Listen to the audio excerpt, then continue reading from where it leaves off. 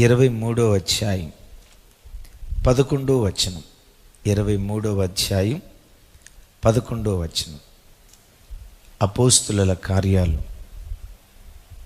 23వ అధ్యాయం 11వ వచనం.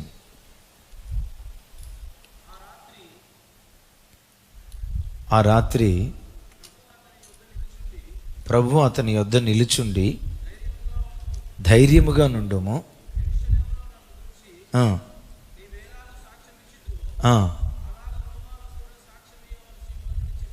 ఆమేన్. రైట్. అపోస్తులైన పౌలు వారు యెరూషలేములో ఉన్నాడు. పౌలును చంపేదాకా మేము భోజనం కూడా చెయ్యం, చివరికి నీళ్లు కూడా తాగం అని 40 మందికి పైగా కంకణం కట్టుకున్నారు. లాస్ట్ సెషన్లో మనం విన్నాం. పౌలు అనేవాడు భూమి మీద బ్రతకూడదు, వాడిని మేము చంపేస్తాం. పౌలును చంపేదాకా అసలు అన్నపానాలు మేము ముట్టుకోమని బైబిల్ అక్కడ రాసి ఉంటుంది. శపథం చేశారట. ఈ శపథాలు పౌలు కొత్త ఏమీ కాదు. ఎఫెసీలో శపథం చేశారు, అంతకుమునుపు కొరింథీలో శపథం చేశారు, ఇక్కడ కూడా శపథం చేశారు. అయితే వీళ్ళు ఇట్లా శపథం చేశారన్న సంగతి పౌలు వారికి తెలిసి ఉండకపోవచ్చు. ఆ రాత్రి పౌలు నిద్రలో ఉన్నప్పుడు దేవుడు ప్రత్యక్షమై పౌలుతో మాట్లాడుతున్నాడు.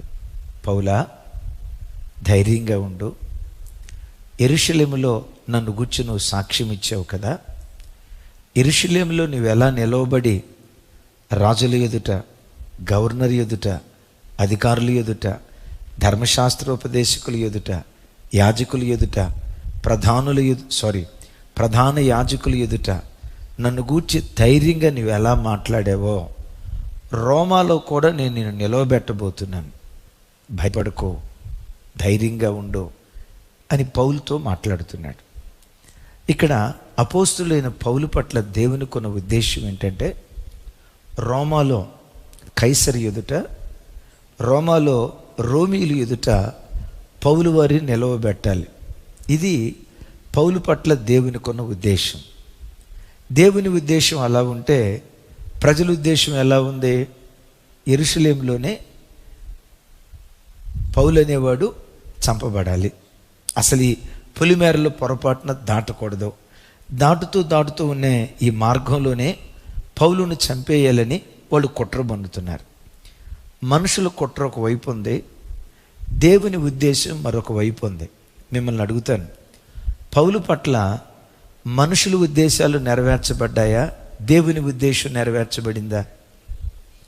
మనుషుల ఉద్దేశం ఏంటి? యెరూషలేము పొలిమేరలో పౌలు అనేవాడు దాటకూడదు. దేవుని ఉద్దేశం ఏంటి? ఒరే నాయన, యెరూషలేము పొలిమేరలు దాటం ఏంటి?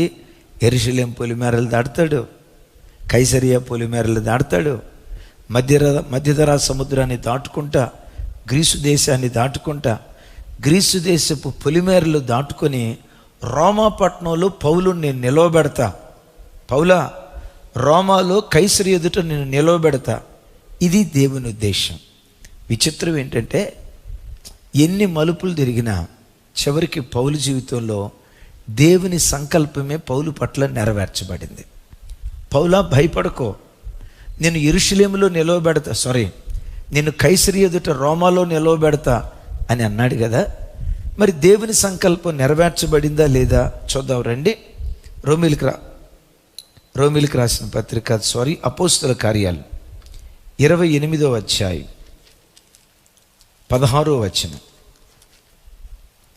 16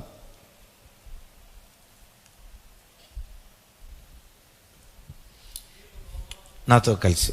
మేము రోమాకు వచ్చినప్పుడు పౌలు తనకు కావలి ఉన్న సైనికులతో కూడా ప్రత్యేకముగా ఉండుటకు సెలవు పొందెను. పౌలు ఎక్కడికి వచ్చాడు? చెప్పాలి. రోమాకు పంపిస్తానని ఏ అధ్యాయంలో చెప్పాడు? 23వ అధ్యాయంలో విన్నాం కదా. 24, 25, 26, 27 ఎన్నో మలుపులు తిరిగినాయి. అద్భుతం. దేవుడు ఏది సంకల్పించాడో అదే సంకల్పం పౌలు జీవితంలో దేవుడు నెరవేర్చాడు. ఈరోజు దేవుని వాక్యం వింటున్న దైవజనమా, ఏ దేశంలో ఉండి నువ్వు వాక్యం వింటున్నావో, ఏ పట్టణంలో ఉండి వాక్యం వింటున్నావో, పౌలు పట్ల దేవునికి ఒక ఉద్దేశం ఉన్నట్లుగా నీ పట్ల కూడా దేవునికి ఒక ఉద్దేశం ఉంది. నీ పట్ల కూడా దేవునికి ఒక సంకల్పం ఉంది. మీ ఎదుట నిలబడి వాక్యం బోధిస్తున్న నా పట్ల ఆ మహోన్నతుడైన దేవునికి కొన్ని ప్రణాళికలు, కొన్ని ఉద్దేశాలు ఉన్నాయి. మన పట్ల దేవుని ఉద్దేశాలు ఉన్నాయి అనేది ఎంత ఖచ్చితమో, ఆ ఉద్దేశాలు నెరవేర్చడానికి దేవుడు బలంగా పనిచేస్తాడు అనేది ఎంత ఖచ్చితమో, దానితో పాటు మరో ఖచ్చితమైనది ఏంటో తెలుసా? దేవుని ఉద్దేశం మన పట్ల నెరవేర్చబడకూడదు అని అంతే భీకరంగా పనిచేసే శత్రువైన సాతాను, ఇదిగో ఈ వ్యక్తి పట్ల దేవుని సంకల్పం నెరవేర్చబడకూడదు, ఈ వ్యక్తి పట్ల దేవుని ఉద్దేశం నెరవేర్చబడకూడదని ఒకవైపు సైతాను, ఇంకొక వైపు సైతాను మనుషులు ఇద్దరూ కలిసి పనిచేస్తారు. ఎవరెవరు చెప్పండి? సైతాను గడి చుట్టాలు ఉంటారు కదా, ఎవరాళ్ళు? సైతాను గడి చుట్టాలు ఎవరు? అదే నిజదేవుడిని తెలియక దైవము కాని ఈ పరిస్థితిలో ఉంటారే, ఈ సైతానుగాడు చుట్టాలు. అలాగే సైతానుగాడు దేవుని చిత్తం వీళ్ళ పట్ల నెరవేర్చబడకూడదని అంతే బలంగా పనిచేస్తారు. ఒకవైపు సైతాను సైన్యం, మరొక వైపు దేవుడు, దేవుని సైన్యం. ఎన్ని పోరాటాలు జరిగినా అల్టిమేట్గా చివరికి దేవుడే గెలుస్తాడు. ఆయన పిల్లలైన మనలను దేవుడే గెలిపించడం ప్రారంభిస్తాడు. Praise the lord. 40 మంది అన్న ఏమని శపథం చేశారు? అసలు పొలిమేరలు దాటే లోపే మేము లేపేసేస్తాం, చంపేసేస్తాం అని అన్నారు. కానీ అనంత జ్ఞాని అయిన దేవుడు, అద్భుతకరుడైన దేవుడు ఎంత అద్భుతం చేశాడంటే, యెరూషలేము దాటి కైసరియాకి వెళ్ళాడు, మధ్యధరా సముద్రంలో అడుగుపెట్టాడు, గ్రీసు పొలిమేరలు దాటాడు, రోమా పట్టణంలో పౌలు అడుగుపెట్టి కొన్ని సంవత్సరాల పాటు అక్కడుండి సువార్త సేవ చేసి చివరికి రోమా పట్టణంలోని పౌలు తన ఆఖరి శ్వాస విడిచిపెట్టాడట. పౌలుకు ఏ వాగ్దానం చేశాడో ఆ వాగ్దానాన్ని నెరవేర్చాడే. ఈ రాత్రి వేళ దేవుని వాక్యం వింటున్న చెల్లి, తమ్ముడు, నీ జీవితంలో నువ్వు రక్షించబడిన నాటి నుండి ఏ వాగ్దానాలు నీ బ్రతుకులో చేస్తూ వచ్చాడో, వాగ్దానం చేసిన వాడు నమ్మదగినవాడు, దాన్ని నెరవేర్చుటకు సమర్థుడైన దేవుడు నీకిచ్చిన ప్రతి వాగ్దానాన్ని తగిన కాలమందు తప్పకుండా దేవుడు నెరవేరుస్తాడు. అటుగా చెప్దాం ఆమేన్. పౌలు జీవితంలో దేవుడు నెరవేర్చాడు కదా, రోమాలో నిన్ను నిలవబెడతా. దావీదుకు దేవుడు వాగ్దానం చేశాడు కదా, సౌలు తర్వాత నీవే రాజు అని. యోసేపుకు దేవుడు వాగ్దానం చేశాడు కదా, 11 పనులు సాగిలపడేటట్లుగా నేను చేస్తానని వాగ్దానం ఇచ్చాడు. ఏ వాగ్దానం అయితే తన పితరులకు ఇచ్చాడో వారి జీవితాల్లో రూఢిగా దేవుడు నెరవేర్చాడు. దావీదు జీవితంలో దేవుడిచ్చిన వాగ్దానం దేవుడు నెరవేర్చాడా లేదా చెప్పండి? యోసేపు జీవితంలో దేవుడిచ్చిన వాగ్దానం దేవుడు నెరవేర్చాడా లేదా? విశ్వసించు. యోసేపు దేవుడే నీ దేవుడు, దావీదు దేవుడే నీ దేవుడు, పౌలు దేవుడే నీ దేవుడు. వారికి వాగ్దానాలు ఇచ్చి ఉద్దేశాలను రూఢిగా దేవుడు నెరవేర్చినట్లుగా నీ పట్ల దేవునికి ఉన్న నిత్య సంకల్పాన్ని తప్పకుండా దేవుడు నెరవేరుస్తాడు. కానీ ఒక అద్భుతం చెప్పంటారా? పౌలైని రోమాలో కైసరు ఎదుట నిలవబెట్టాలి, ఇది దేవుని వాగ్దానం. పౌలుకి ఇచ్చిన వాగ్దానం కంటే మనకు శ్రేష్టమైన వాగ్దానం. మనల్ని యేసయ్య ఎక్కడ నిలవబెట్టాలనుకున్నాడు తెలుసా? పరలోక పట్టణంలో తండ్రి అయిన దేవుని ఎదుట నిలవబెట్టాలి. వా అన్న, రోమాలో నిలవబట్టడం గొప్ప విషయమా? పరలోక పట్టణంలో నిలవబట్టడం గొప్ప విషయమా? కైసరు రాజు దగ్గర నిలవబట్టడం గొప్ప విషయమా? రాజుల రాజు, ప్రభువుల ప్రభు, భూపతులందరికీ అధిపతి అని పిలువబడుతున్న మహోన్నతుడైన దేవుని ఎదుట నిలవబట్టడం గొప్ప విషయమా? పౌలును కైసరు ఎదుట నిలవబెట్టాడేమో.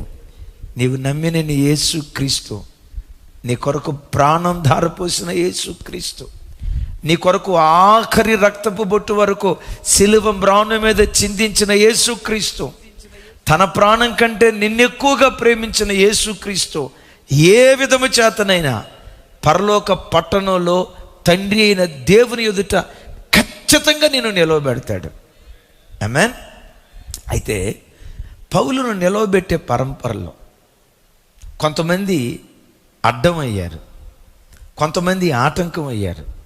అద్భుతం ఏంటంటే ఈ దేవుడు అడ్డంకులనే అవకాశాలుగా మార్చే దేవుడు. ఒకసారి అనండి ఈ మాట, కొంచెం గట్టిగా చెప్పాలి, కొంచెం పెద్దగా చెప్పండి. అడ్డంకులనే అవకాశాలుగా మార్చే దేవుడు. ఎంత బాగుందో చూడండి.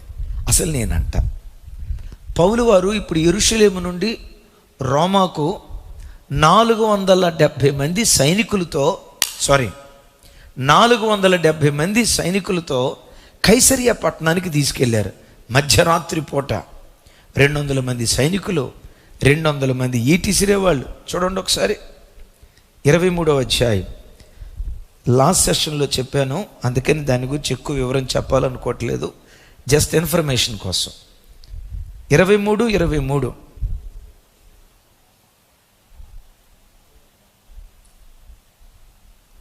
అపోస్తుల కార్యాలు 23 తర్వాత అతడు శతాధిపతులతో ఇద్దరిని తన యొద్దకు పిలిచి కైసరియా వరకు వెళ్ళుటకు 200 మంది సైనికులను, 200 అంటే 200, 70 మంది గుర్రపు రౌతులను, 200 ఈటిగల వారిని రాత్రి 9 గంటలకు సిద్ధపరిచి పౌలును ఎక్కించి మొత్తానికి కైసరియాకు పంపించారు. హల్లెలూయా, గట్టిగా చెప్దాం హల్లెలూయా. ఎంతమంది సైన్యంతో పంపించారు ఒకసారి చెప్పండి. 200 మంది సైనికులు, 70 గుర్రాలను తోలే రౌతులు, ఈటలు విసరగలిగినటువంటి వాళ్ళని 200 మందిని. ఎంతమంది మొత్తం చెప్పండి?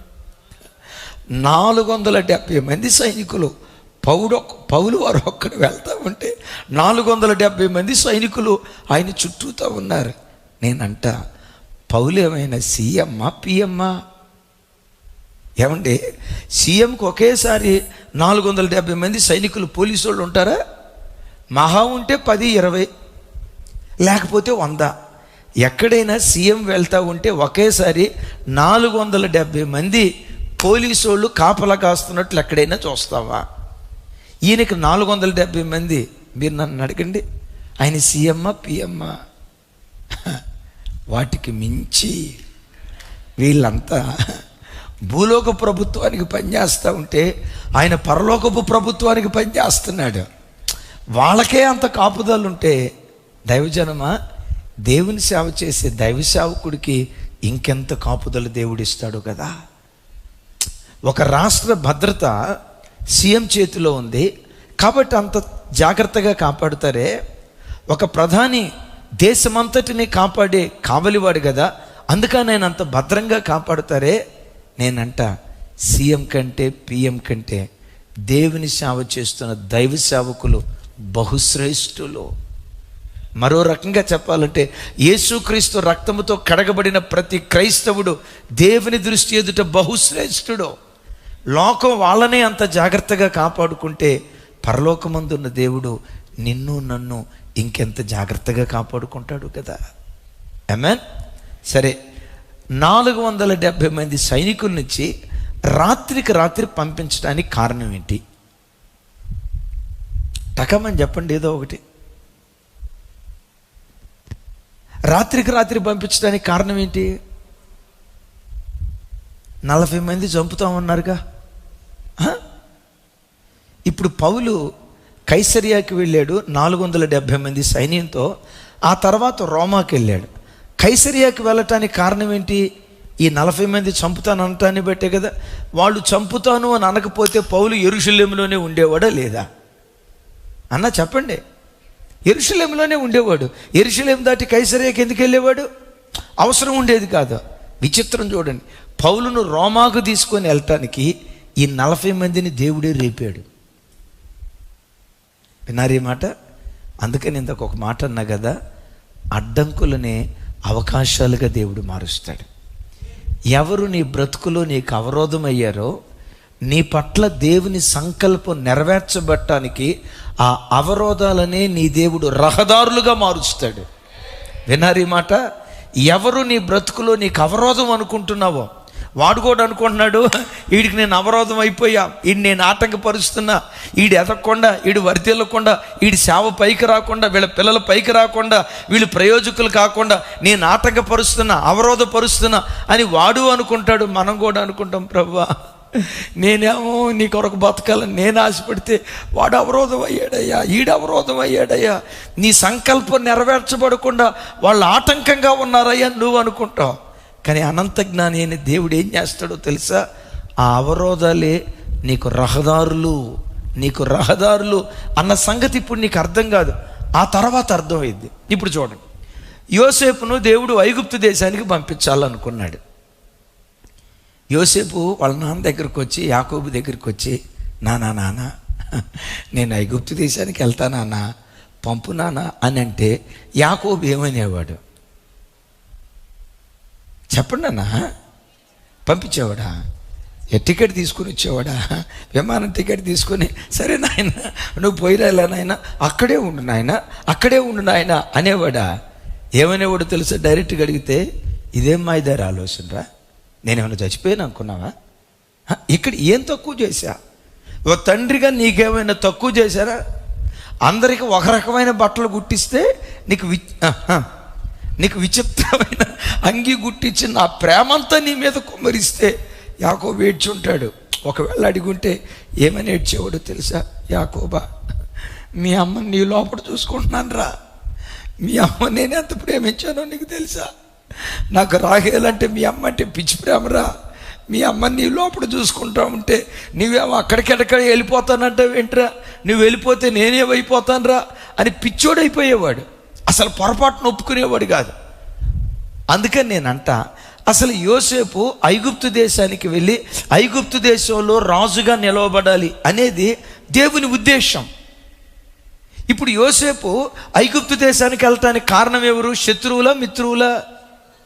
పెద్దగా చెప్పాలి.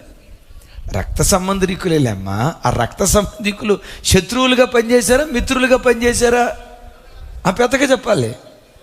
యోసేపు అనుకొని ఉంటాడు, దేవా మా అన్నలకు మనసులో కూడా నేను ఇంత కీడు చేయలేదు కదయ్యా, నా మనసులో కూడా ఇంత నష్టం కలుగు చేయలేదు కదయ్యా, వీళ్ళేంటయ్యా నాకెంత గోతులు దవ్వుతున్నారు?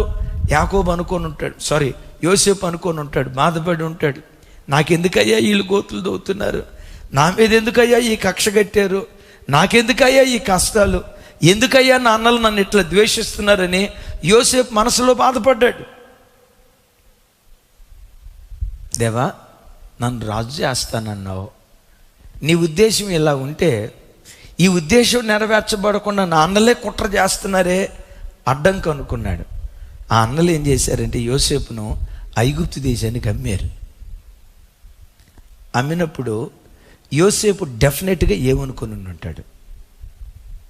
నా పట్ల దేవుని ప్రణాళిక నెరవేర్చబడకుండా వీళ్ళే నాకు ఒక అడ్డంకి అయిపోయారు, వీళ్ళు ఒక ఆటంకం అయిపోయారని యోసేపు మనసులో చాలా వేదన పడి ఉంటాడు. కానీ అద్భుతం తెలుసా? యోసేపు ఐగుప్తు దేశానికి వెళ్ళకపోతే, చెరసాలలో పడకపోతే సింహాసనం మీదకి ఎట్లా ఎక్కగలిగేవాడు? 7 సంవత్సరాలు సమృద్ధి అయిన పంట పండేటట్లుగా చక్కటి ఆలోచనలు ఎలా ఇవ్వగలిగేవాడు? ఐగుప్తు దేశాన్ని శిఖరం మీద ఎలా కూర్చోబెట్టగలిగేవాడు? ఇప్పుడు చెప్పండి, అసలు యోసేపు ఐగుప్తు దేశానికి రావటానికి కారణం ఎవరు? అన్నలే. చూసారా? ఆ అవరోధాలే దేవుని ఉద్దేశం నెరవేర్చబడటానికి రహదారులుగా దేవుడు మార్చాడు. నమ్ము, నీ మీద దేవునికి కొన్ని గొప్ప సంకల్పాలు ఉన్నాయి కదా. ఆ సంకల్పం నెరవేర్చబడకుండా ఈ 40 మంది మేమేదో చేస్తున్నాం అనుకున్నారు. కానీ అద్భుతం ఏంటంటే వారి అడ్డంకే దేవుడు మార్గాలు సరళం చేయటానికి, ఆ అడ్డంకే 470 మంది సైనికులు పౌలుకు తోడుగా ఉండటానికి, ఆ అడ్డంకే పౌలుకు అవకాశాలుగా మార్చి రోమాలో కైసరి ఎదుట నిలవబెట్టాడు. నమ్ము, ఈరోజు నీ బ్రతుకులో ఎవరు నీకు అడ్డంకి అయ్యారు?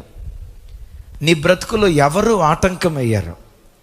నువ్వు పైకి రాకూడదు, వీడిని తొక్కేయాలని ఎవరు ప్రయత్నం చేస్తూ నీకు అడ్డంగా ఉన్నారని అనుకుంటున్నావో, ఒకరోజు వస్తుంది ఆ అడ్డంకులే నీకు అవకాశాలుగా దేవుడు మారుస్తాడు. ఆ అవరోధాలే నీకు రహదారులుగా దేవుడు మారుస్తాడు. యేసయ్యకి మహిమ కలుగును గాక. నంబర్ 1, ఈ దేవుడు అడ్డంకులనే అవకాశాలుగా మార్చే దేవుడు. రెండో మాట చెప్తాను. నీ పట్ల నా పట్ల దేవుని సంకల్పం నెరవేర్చబడటానికి వనరులను, వ్యక్తులను, సామర్థ్యాన్ని, సమస్తాన్ని దేవుడే సమకూరుస్తాడు. నువ్వు నమ్మకంగా దేవునిలో నువ్వు నిలవబడు. మరలా ఈ మాట చెప్తున్నాను, నమ్మకంగా దేవునిలో బ్రతుకు.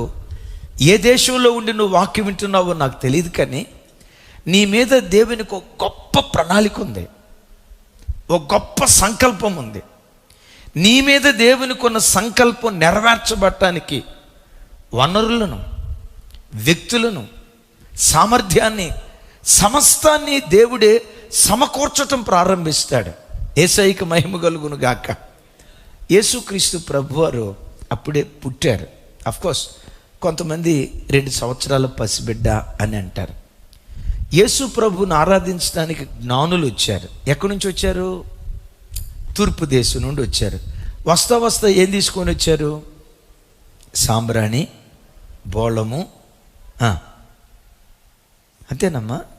దానికి ముందు ఇంకో మాట ఉంది కదా, సాంబ్రాణి, బోళము, ఇంకా అది మర్చిపోతే ఎట్టమ్మా. బంగారము, సాంబ్రాణి, బోళము, ఈ మూడింటిని కానుకగా తీసుకొచ్చారు. నేను అడుగుతా, యేసయ్యకు బంగారం ఎందుకు కానుకగా తీసుకొచ్చారు? అది ఎవరు అంటున్నారు లైవ్లో, అదే మెడలో బంగారు గొలిసేద్దామని, నడుంక బంగారం మొలతాడు చేయిద్దామని. యేసుక్రీస్తు ప్రభువారికి, అమ్మా రాజమండ్రి తల్లి, అమ్మా చైనా తల్లి, రైట్ నా వైపు చూడండి, యేసు ప్రభువారికి బంగారం ఎందుకు కానుకగా ఇచ్చారు? అమ్మ ఏదో ఒకటి చెప్పండి. అమ్మ రింగు చేయించుకోవటానికి. రమేష్ ఏం చెప్పట్లా? ఏమండి నాకు వినపడలా. ఏంటి చుట్టూతో దారమా? అరే ఈ చెప్పేది ఏదో గట్టిగా చెప్పిన ఆయన, ముద్దుగా ఉంటానిక, గుర్తుగా. ఆహా రైట్, ఇది కూడా కరెక్టే. అదే తప్పో ఒప్పో ఏదో ఒకటి చెప్పాలా? అది చెప్పండి. లైవ్లో ఉన్న వాళ్ళని ఒకసారి చూపించండి. అమ్మ తూర్పు దేశపు జ్ఞానులు యేసుక్రీస్తు ప్రభువారికి బంగారాన్ని ఎందుకు కానుకగా ఇచ్చారు?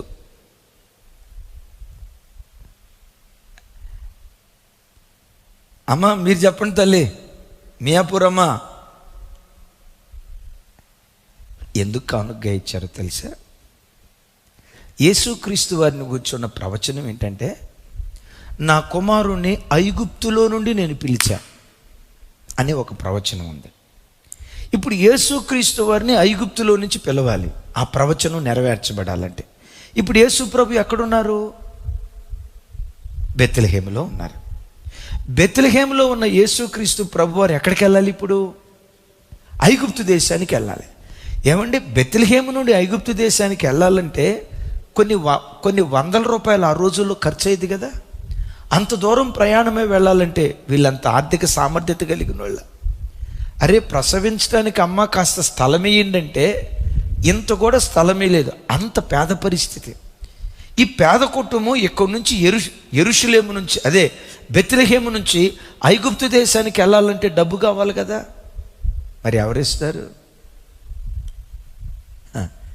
ఇప్పుడు రాబోతున్న అవసరత అనంత జ్ఞాని అయిన దేవుడు గుర్తిరిగి 2 సంవత్సరాలకు ముందే తూర్పు దేశపు జ్ఞానులను దేవుడు ప్రేరేపించి అక్కడి నుంచి నడుచుకుంటా యేసయ్య దగ్గరికి వచ్చి వాళ్ళు బంగారాన్ని కానుకగా ఇచ్చేసి వెళ్ళిపోయారు.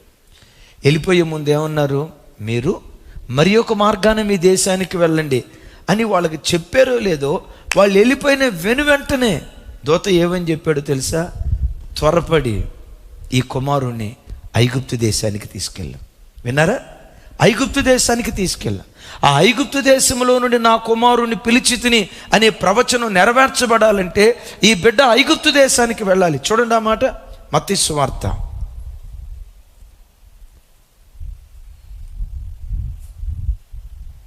22:13. ఐగుప్తునకు వెళ్ళి నాతో కలిసి చెప్పండి. ఐగుప్తునకు వెళ్ళి ఐగుప్తులో నుండి నా కుమారుని పిలిచి తిని అని ప్రవక్తల ద్వారా ప్రభు సెలవిచ్చిన మాట నెరవేర్చబడినట్లు హేరోదు మరణము వరకు అక్కడ ఉండెను. ఎక్కడున్నారు? ఐగుప్తులో ఉన్నారు. ఐగుప్తులోకి, యెరూషలేము నుంచి ఐగుప్తులోకి వెళ్ళటానికి డబ్బులు కావాలి కదా, ఎక్కడి నుంచి వచ్చినాయి? ఎవరిచ్చారు? జ్ఞానులు ఇచ్చారు. బిడ్డలారా చూడండి, నీ పట్ల దేవునికి ఏ సంకల్పం ఉందో ఆ సంకల్పం నెరవేర్చబడటానికి వనరులను కృపగల దేవుడు తానే సమకూరుస్తాడు. వినారు ఈ మాట? అయ్యో పిల్లలు చదివేట్లా ఆలోచించుకో. సమయం వస్తుంది, వనరులు దేవుడే సమకూరుస్తాడు. ఈ కుమార్తె వివాహం ఎట్లా? వీళ్ళ భవిష్యత్తు ఎట్లా? నేను బ్రతికున్న దినాల్లో నా పిల్లల ఆశీర్వాదాన్ని నా కళ్ళతో నేను చూడగలనా? అంత మంచి చదువు నా పిల్లల్ని నేను చదివించగలనా? ఇది నా వలన అవుతుందా? నా బిడ్డ పట్ల నా దేవునికి ఉన్న ప్రణాళిక ఇది కదా. మరి ఈ ప్రణాళిక నెరవేర్చబడటానికి నేను ఆర్థిక సామర్థ్యత లేనిదాన్ని కదా, ఆర్థిక సామర్థ్యత లేనివాడిని కదా. ఎలా ఇది నెరవేర్చబడుతుంది? ఏ దేవుడు నీ పిల్లల పట్ల ఉద్దేశం కలిగి ఉన్నాడో, ఏ దేవుడు నీ పట్ల సంకల్పాన్ని సంకల్పించి ఉన్నాడో, ఆయన సంకల్పం నెరవేర్చబడటానికి వనరులను దేవుడే తన చిత్తానుసారంగా తగిన కాలమందు సమకూర్చటం ప్రారంభిస్తాడు. మందిరం కడదాం అని దేవుని సన్నిధిలో ప్రార్థన పూర్వకంగా సంఘ బిడ్డలందరూ తీర్మానం చేసుకున్నారు. సరే, ఆ ప్రార్థన ఫలంగా ఖైరతాబాద్లో ఒక ఇంజనీర్ గారు ఉంటే ఆ ఇంజనీర్ గారి దగ్గరికి వెళ్ళి, అయ్యా మందిరం ఇలా కట్టాలనుకుంటున్నాం, ఇదిగో దేవుడు మాకు దర్శనం ఇచ్చారు, ఇలా మందిరం నిర్మించాలనుకుంటున్నాం అని ఇంజనీర్ గారితో నేను మాట్లాడుతున్నాను. ఆ ఇంజనీర్ గారితో మాట్లాడుతూ ఉంటే అదే ఇంజనీర్ గారి క్యాబిన్కి ఒక ఆయన వచ్చాడు. మీరు పాస్టర్ గారే కదా అన్నాడు. అవునండి, నేను పాస్టర్ గారిని అన్నా. అప్పటికి యూట్యూబ్ లేదు. యూట్యూబ్ ఉంటే జెర్మియా పాస్టర్ గారని, రాజు పాస్టర్ గారని, జార్జి పాస్టర్ గారని ఇట్లా వెంటనే గుర్తుపట్టగలుగుతారు. యూట్యూబ్ లేదు. ఇది నేను చెప్పే సంగతి 2015 ఆ ప్రాంతంలో. విన్నారా? 2015 ఆ ప్రాంతంలో. ఆ రోజు యూట్యూబ్ లేదు. ఒక ఆయన వచ్చి, అయ్యా మీరు పాస్టర్ గారేనా అని అన్నారు. అవునయ్యా నేను పాస్టర్ గారిని. మీరు చర్చి కట్టాలనుకుంటున్నారు కదా అన్నారు.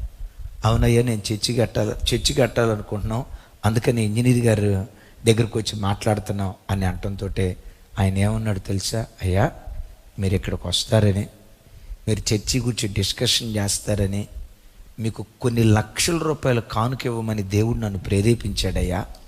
మరలా మీరు ఎప్పుడు వస్తారో చెప్పండి, లేదా మీ చర్చి ఎక్కడో చెప్పండి, నేను అక్కడికి వస్తాను అన్నాడు. నేను ఆయన వైపు చూసి, నన్ను ఇంతకు మునుపు ఎప్పుడైనా చూశారా సార్ అన్నా. నేను ఎప్పుడు చూడలేదయ్యా. నేను ఎప్పుడు మిమ్మల్ని చూడలేదే. నాకెందుకు ఇవ్వాలనుకుంటున్నారు? నేనెవరో మీకు తెలియదు, నేను పలానా చేయబోతున్నానని మీకు తెలియదు, మీరు ఎందుకు నాకు ఇవ్వాలనుకుంటున్నారు? ఆయన ఏమన్నాడు తెలుసా? నేను పొలం అమ్మానయ్యా, ఆ పొలంలో దశంభాగం వచ్చినాయి, ఈ దశంభాగం ఎవరికైనా నేను ఇవ్వాలి ఒక సేవకుడికి అని అంటే దేవుడు నన్ను ప్రేరేపించాడు. ఒక సేవకుడు వస్తాడు, ఆ సేవకుడు మందిరం కట్టబోతున్నాడు, ఆ సేవకుని కొరకు ఈ కానుక నువ్వు సిద్ధపరిచి ఉంచాలని 2 నెలలకు ముందే దేవుడు సిద్ధపరిచాడంట. చూడటంతో, అయ్యా నేను మిమ్మల్ని చూడక మునిపే కల్లో నేను చూశానయ్యా, దేవుడు చూయించాడయ్యా, ఈ కానుక దేవుని మందిరానికి ఇవ్వండి, ఈ కానుక దేవుని మందిరానికి వాడండి అయ్యా అన్నాడు. చెప్పంటారా? ఏ దేవుడు నీ పట్ల ఉద్దేశం కలిగి ఉన్నాడో ఆ ఉద్దేశం నెరవేర్చటానికి వనరులను, వ్యక్తులను దేవుడే సమకూర్చటం ప్రారంభిస్తాడు.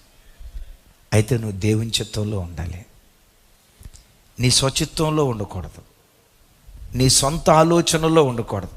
నేను అది చేస్తా, ఇది చేస్తా, అక్కడికి వెళ్తా, ఇక్కడికి వెళ్తానని నీ చిత్తానుసారంగా నువ్వు ఉండకూడదు. ప్రతి క్రైస్తవుడు ఎలా బ్రతకాలో చెప్తా. విన్నారు ఈ మాట? ప్రతి క్రైస్తవుడు ఎలా బ్రతికితే దేవుడు తన సంకల్పాన్ని నెరవేరుస్తాడో చెప్తా. బలిపీఠం దగ్గరికి పావురాన్ని తీసుకొచ్చారు అనుకోండి, తీసుకొచ్చినటువంటి ఆ పావురాన్ని యాజకుడు మొట్టమొదట ఏం చేస్తాడో తెలుసా? దాని తలను తుంచేస్తాడు. దాని తలను తుంచేస్తాడు. ఆ తలను తుంచిన తర్వాతే అర్పణగా అర్పిస్తాడు.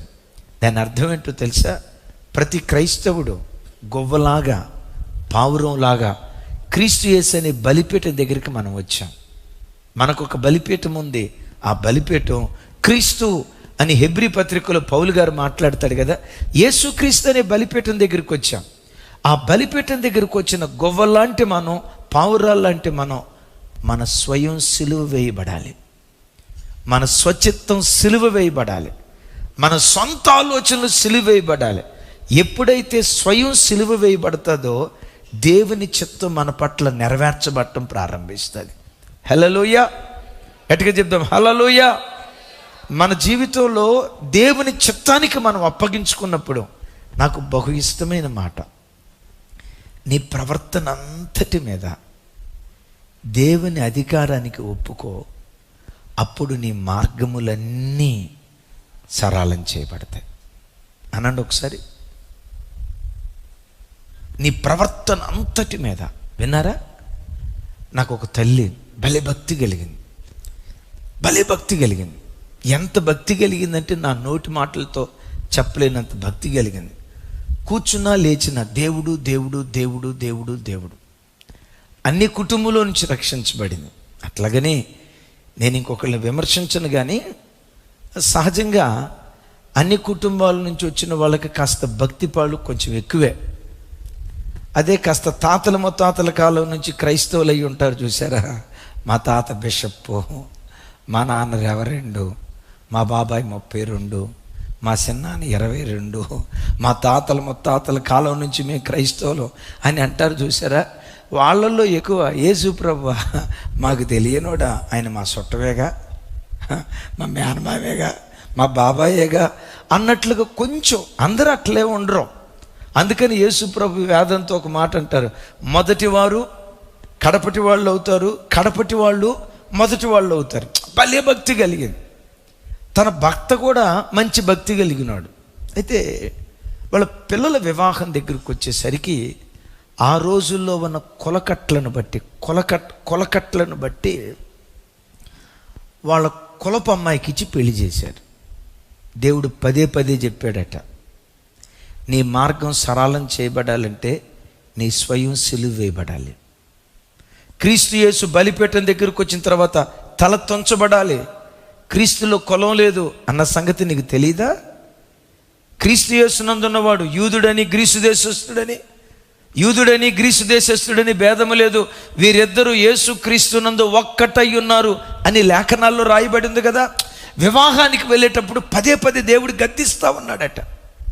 అంతా బాగుంది కానీ నువ్వు కులం చూస్తున్నావు తప్పు, అంతా బాగుంది కానీ కులం చూస్తున్నావు తప్పు, పదే పదే దేవుడు గద్దిస్తూ ఉన్నాడట.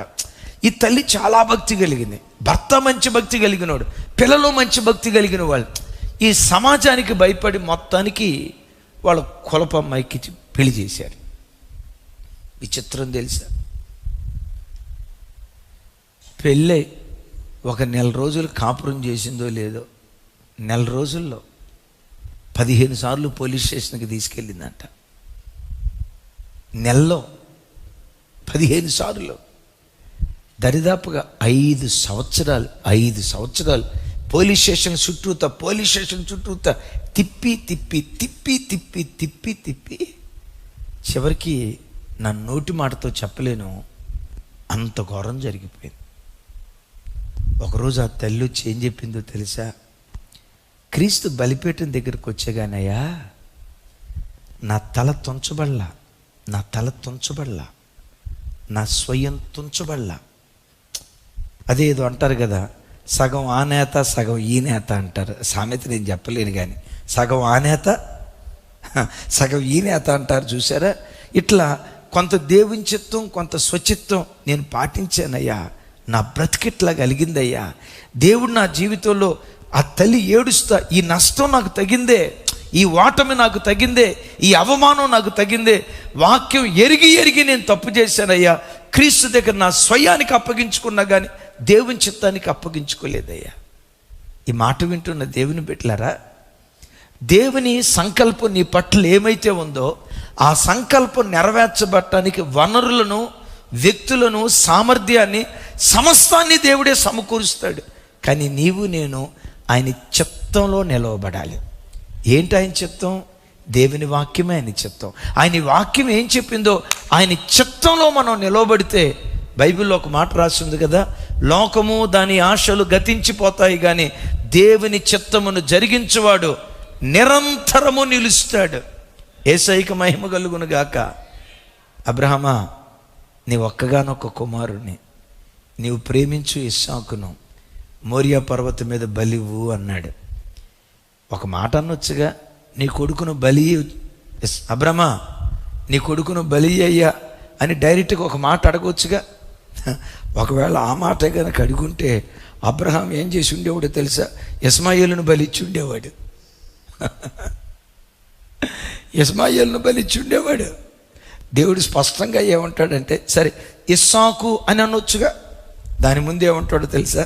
నీ ఒక్కగానొక్క నీవు ప్రేమించు అంటే ఇండైరెక్ట్గా ఏమంటాడంటే, అబ్రహమా ఆలోచించో, నీకు ఒకడే కొడుకు, ఆ ఒక్కడిని ఇచ్చేవంటే తర్వాత నీకు పిల్లలు ఉండరు. అబ్రహమా ఎవరు అనుకుంటున్నావు? ఇస్సాకు నీవు ప్రేమించేవాడు. అబ్రహం ఏమన్నాడు తెలుసా? మనసులో ప్రేమించాడు అని అన్నావు, బాగానే ఉంది అయ్యా. ఇస్సాకును ప్రేమించే కానీ నీకంటే ఎక్కువ ప్రేమించలేదుగా.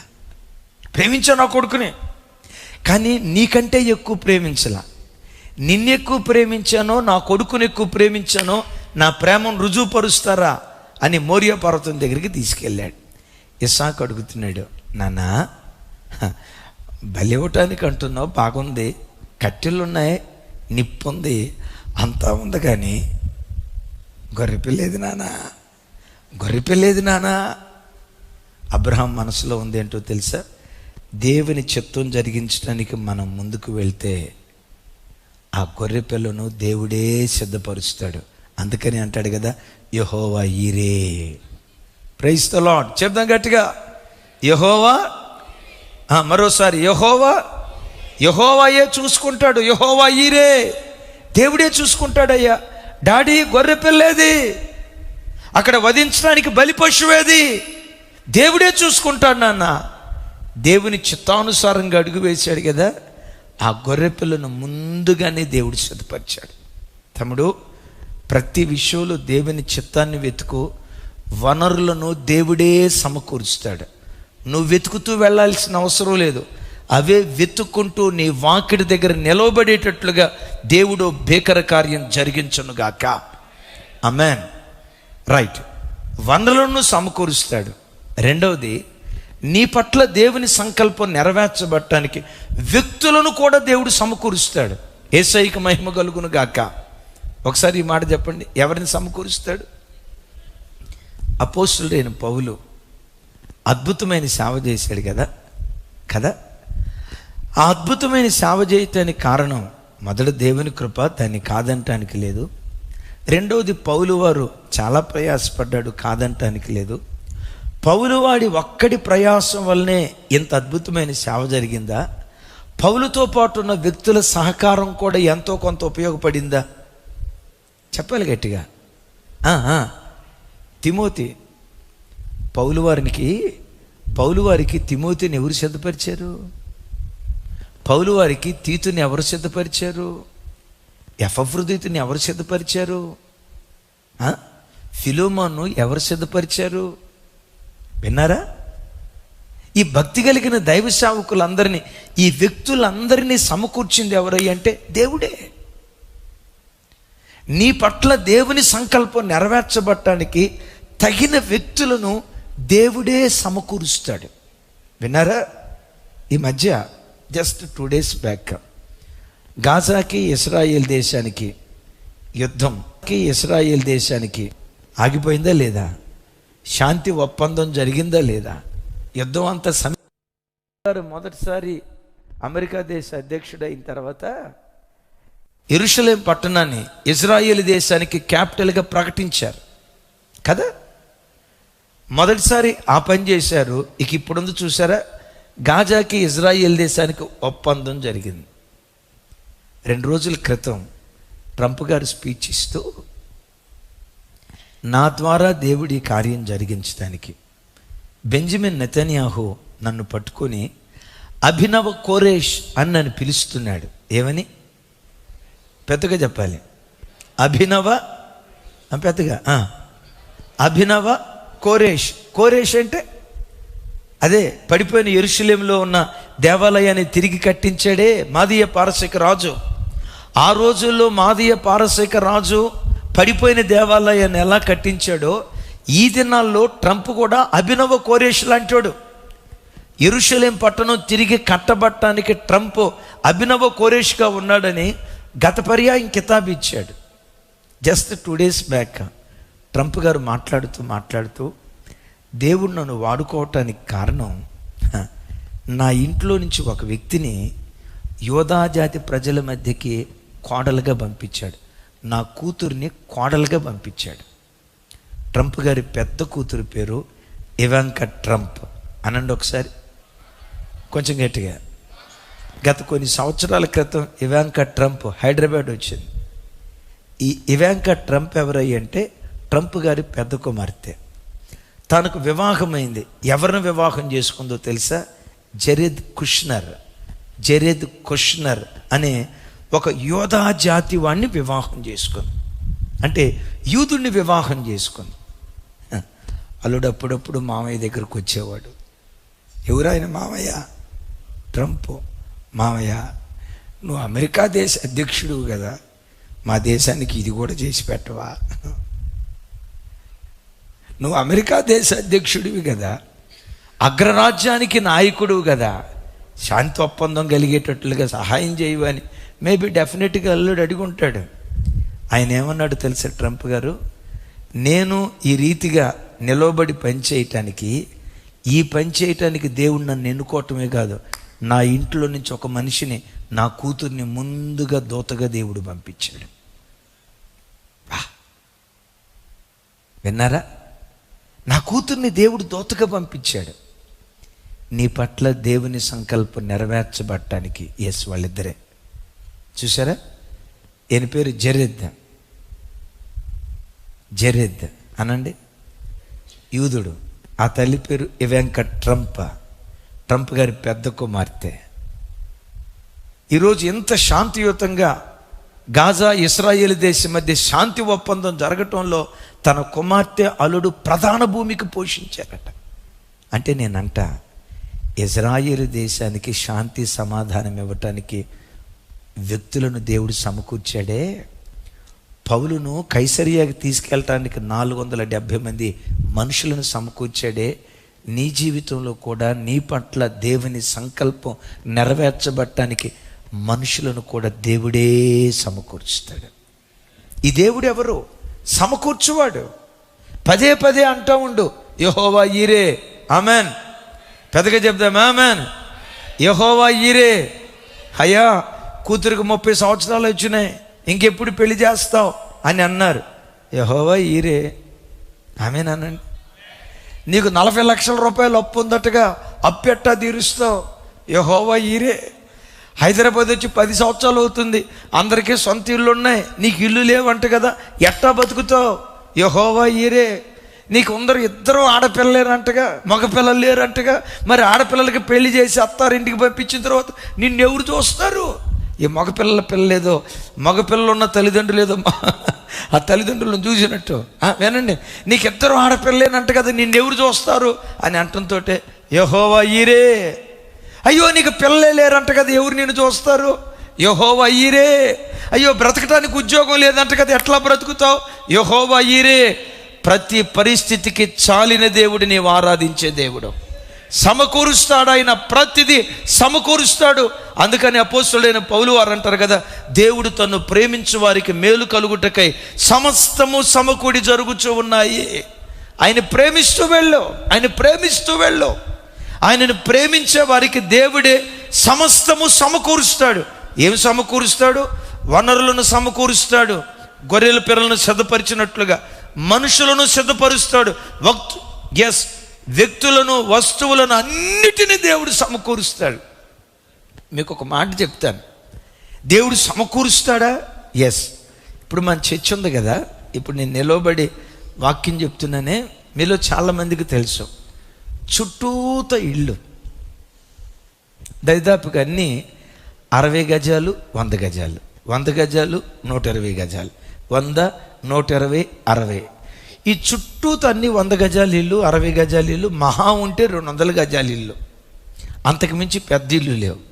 కానీ విచిత్రం ఏంటో తెలుసా, అటు 100 గజాలు, అటు 100 గజాలు, అటు 60 గజాలు, ఇటు 50 గజాలు, ఇటు 120 గజాలు, ఇటు 200 గజాలు. ఈ 100 గజాలు 200 గజాల స్థలంలో 1000 గజాల స్థలం ఏమీ కట్టకుండా అట్టాగే ఉంది. ఎవరి కొరకు ఉందరా అంటే మన కొరకు దేవుడు ఉంచాడు. ఎవరైనా అబద్ధం ఆడకుండా చెప్పండి. మీరు అప్పుడు హైదరాబాద్ వచ్చినప్పుడు మేము ఇక్కడ చర్చి కట్టుకోవాలి, ఇక్కడ ఎవరు కట్టుకోవద్దు అని ఆపారు కదా మీరు. ఎక్కడ అమ్మ మీరేమన్నా వచ్చి ఆపారా? అమ్మ సైమన్ అమ్మ మీరేమన్నా వచ్చి ఆపారా? చెప్పండి సార్. విచిత్రం ఏంటంటే అన్నీ 100 గజాల స్థలం, 100 గజాల స్థలం, 60 గజాల స్థలం, 100 గజాలు, 200 గజాలు. ఈ 200 గజాల స్థలాల్లో అసలు ఏమి కన్స్ట్రక్షన్ లేకుండా 1000 గజాల స్థలం ఇక్కడుంది. ఎందుకుందిరా? మందిరం కట్టిన తర్వాత ఇది మందిరం కోసం అని మేము అనుకున్నాం. కట్టక మునిపే ఈ వనరును దేవుడు ముందుగానే సిద్ధపరిచాడు. ఎంత అనంత జ్ఞానం అయినా. వనరులను దేవుడు సిద్ధపరుస్తాడు, అట్ దట్ సేమ్ టైం వ్యక్తులను కూడా దేవుడు సిద్ధపరుస్తాడు. ఇప్పుడు యోసేపు ఐగుప్తు దేశానికి వెళ్ళాలి. ఆమెన్. ఐగుప్తు దేశానికి వెళ్ళటానికి అన్నలు అడ్డంకి అయ్యారు. ఐగుప్తు దేశానికి వెళ్ళటానికి దేవుని సంకల్పం నెరవేర్చబడటానికి అన్నలు అడ్డంకి అయ్యారు. ఆ అడ్డంకుల్ని దేవుడు ఏం చేశాడు? అవకాశాలుగా మార్చాడు. సరే, అవకాశాలుగా మార్చాడు, బాగానే ఉంది. అన్నలు ఏం చేశారు? యోసేపుని ఐగుప్తు దేశానికి పంపించారా, గోతులు వేసారా ముందు? ఇప్పుడు గోతులు వేసేటప్పుడు సరిగ్గా అప్పుడే అదిగదిగో అంత దూరం నుంచి మిద్యానీయులు వస్తున్నారు. ఎక్కడికి వెళ్దామని? ఐగుప్తుకి వెళ్దాం. నేనంట యోసేపుని గోతులో వేసినప్పుడే వాళ్ళు రావటం ఏంటి? ఏమండి, వాళ్ళు ఎవరో తెలుసా? దేవుని సంకల్పం నెరవేర్చబడటానికి దేవుడు సిద్ధపరిచిన మనుషులు వాళ్ళు. యోసేపు ఏమైనా అన్న బస్ టికెట్ తీసుకొని ఐగుప్తు దేశానికి వెళ్ళాడా? అన్న మీరేమన్నా బస్సు ఎక్కి వెళ్ళిపోయారా ఏంటి? తమ్ముడు రమేష్ నువ్వేమన్నా ఎక్కావా బస్సు? అబ్రాహం నువ్వేమన్నా ఎక్కావా? నువ్వు మహా ఎక్కితే మీ గన్నవరం బస్సు ఎక్కుంటావు, అంతేగా. ఐగుప్తు దేశానికి ఆ రోజుల్లో బస్సులు ఎక్కడున్నాయి? నేనంతా ఎట్లా వెళ్ళాడు ఐగుప్తు దేశానికి? విచిత్రం తెలుసా? దేవుని సంకల్పం నెరవేర్చబడటానికి ఒక అపరిచితులను కూడా దేవుడు వాడుకుంటాడు.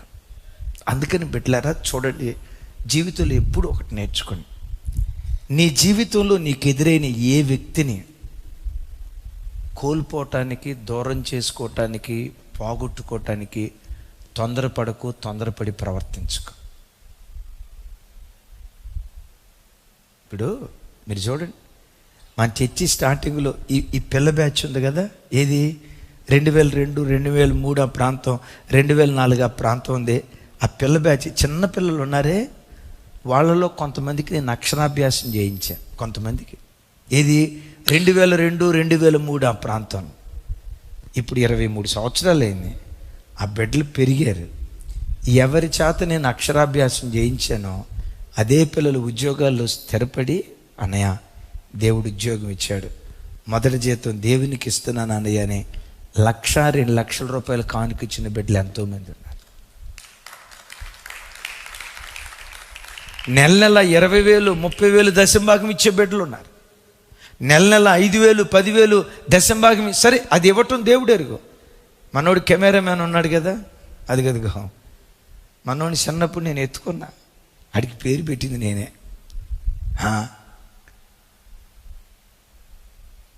అడిగి పేరు పెట్టింది నేనే. చిన్నప్పుడు నేనంటే వాడికి నిక్కర దడిచిపోయేది.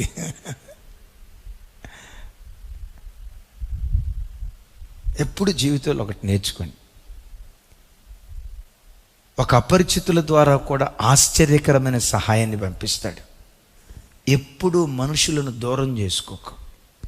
ఒకరిని జీవితంలో కలిస్తే, రమేష్ ఈ తమ్ముడు ఈ తమ్ముడు తాను తన పిల్లలు తన పిల్లల మందిరంలో అట్లా నాటబడాల. అది నాకు ఉండాల్సింది. అబ్రాహం, నీవు నీ పిల్లలు మందిరంలో నాటబడాల. ఒక వ్యక్తి పరిచయం అయితే ఎట్లా ఉండాలో తెలుసా? మరణము తప్ప మరొకటేది మనల్ని ఎడబాపకూడదు. ఆమేన్ చెప్పండి గట్టిగా. ఎట్లుండాలి? మరణము తప్ప మరొకటి ఏది. ఇది వాళ్ళు నేను కొత్తగా పాడే పాట కాదు. ఎబినెజరానా, సేవ ప్రారంభం నుంచి నేను పాడిన పాట. దేవుడు నాకు అప్పగించిన ఆత్మలో ఒక్కళ్ళను కూడా నేను పోగొట్టుకోకూడదు, ఒక్క బిడ్డను కూడా పోగొట్టుకోకూడదు. కొంతమంది మా పాస్టర్ గారుల భారీ డైలాగ్ ఏంటంటే, పాత నీరు పోవాలా, కొత్త నీరు రావాలా. ఒకడు పోతే 100 మంది వస్తారా? ఏ ఊరు నుంచి అమ్మా? కాకినాడ నుంచా? కొంతమంది అనే మాట, ఒకడు పోతే 10 మంది వస్తారు, ఒకడు పోతే 100 మంది వస్తారు. నా స్లోగన్ ఏంటో తెలుసా? పాత నీరు పోకూడదు, పాత నీరు నిలిచి ఉండాలి, కొత్త నీరు రావాలి. ఇది మహాసముద్రంగా మారాల. ఆమెన్. ఆ ఒకడు ఎందుకు పోవాలా? ఒకడు 1000 మంది అవుతారని రాసి ఉంది కదా. ఆ ఒక్కడు ఉండాలా, ఒక్కడికి ఇంకొక 1000 మంది తోడవ్వాలా. Praise the lord. ఎప్పుడు నేను ప్రభు దగ్గర నేర్చుకుంది ఏంటో తెలుసా?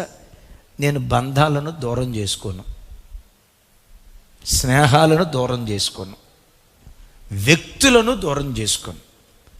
కొంచెం ఓర్చుకుంటే ఎవరిని ఓర్చుకున్నావో వారే భవిష్యత్ కాలంలో నీ కుడి చేతి పుత్రులుగా దేవుడు మారుస్తాడు. దీనికి ఒక అద్భుతమైన ఉదాహరణ చెప్తాను. యేసుక్రీస్తు వారు, అమ్మ చిన్నమ్మ తల్లి వందనాలు, రైట్ నా వైపు చూడండి. యేసుక్రీస్తు వారు సేవ ప్రారంభించినప్పుడు 3.5 సంవత్సరాలు 12 మంది అపోస్తులు తనతో పాటు ఉన్నారు. నా వైపు చూడండి. ఈ 12 మంది అపోస్తుల్లో యేసుక్రీస్తు వారి గుణగణాలకు ధీటైన గుణగణాలు కలిగిన, నా వైపు చూడాలి తమ్ముడా, యేసు ప్రభు వారి గుణగణాలకు ధీటైన గుణగణాలు కలిగిన వ్యక్తి ఈ 12 మందిలో ఎవరు? అమ్మా, ఇస్కరియోతు యోధనా? నీకు పోయి ఇస్కరియోతు యోధనా? ఏమ్మాయిని మేము చుట్టవా? నేనంట ఒకసారి త్రివిక్రమరావు గారు, ఆ 12 మందిలో ఎవరున్నారు చూడండి, చెప్పండి సార్. చెప్పాలి. ఆ 12 మంది ఎట్లాంటి వాళ్ళు? ఒక మాటలో చెప్పాలంటే, నేను సిలువకు అప్పగించబడబోతున్నాను అయ్యా, యెరూషలేములో నేను చంపబడబోతున్నాను అని యేసుప్రభు అట్లా చెప్పక మునిపే వీళ్ళ పక్కమటి డిస్కషన్ ఏంటో తెలుసా? ఈయన చచ్చిపోయిన తర్వాత మనలో నాయకులు ఎవరు, మనలో పెద్ద ఎవరు, మన 12 మందిలో అధికారి ఎవరు, అధికారం కోసం కొట్లాడుకుంటున్నారు. విన్నారా? యేసు ప్రభు నేను ఎరగనని ఒట్టేసుకున్నటువంటి వాళ్ళ. ఒక్క మాటలో చెప్పాలంటే, యేసయ్య గుణగణాలకు ధీటు కాదు కదా, కొంచెం ఆ స్థాయిలో ఎదగగలిగే వ్యక్తిత్వం కలిగిన వాడు ఒక్కళ్ళేడు. కానీ అద్భుతం తెలుసా? ఆ 12 మందిని ఆఖరి క్షణం వరకు ప్రభు ఓర్చుకున్నాడు. అక్కడ ఏమని రాసి ఉంటుందో తెలుసా? ఆయన తన వారిని ప్రేమించెను, అంతము వరకు ప్రేమించెను. పెద్దగా చెప్దాం ఆమెను. ఏం చెప్పాను? ఆ మాట చెప్పాలి. వారిని ప్రేమించెను. చివరి మాట చెప్పాలి, అది పెద్దగా చెప్పాలి. అంతము వరకు ప్రేమించెను. వాళ్ళు మంచోళ్ళ చెడ్డోళ్ళ? వాళ్ళ మంచి చెడులతో సంబంధం లేదు. అంతము వరకు వారిని ప్రేమించాడు. చనిపోయే ఆఖరి క్షణం వరకు ప్రేమించాడు. సమాధి చేయబడి పునరుద్ధానుడైన తర్వాత, బాబు నేను పునరుద్ధానుడయ్యాను చూడండి అని దరిదాపుగా 10 మార్లు దేవుడు వాళ్ళకి ప్రత్యక్షమయ్యాడు. 40 రోజుల పాటు తాను కనపరుచుకున్నాడు. విచిత్రం చూడండి. ఈ 40 రోజుల పరంపరలో ఒకరోజు పేతురు గారు ఏం చేశాడో తెలుసా? నేను చేపలు పట్టడానికి వెళ్తున్నానని వెళ్ళిపోయాడు.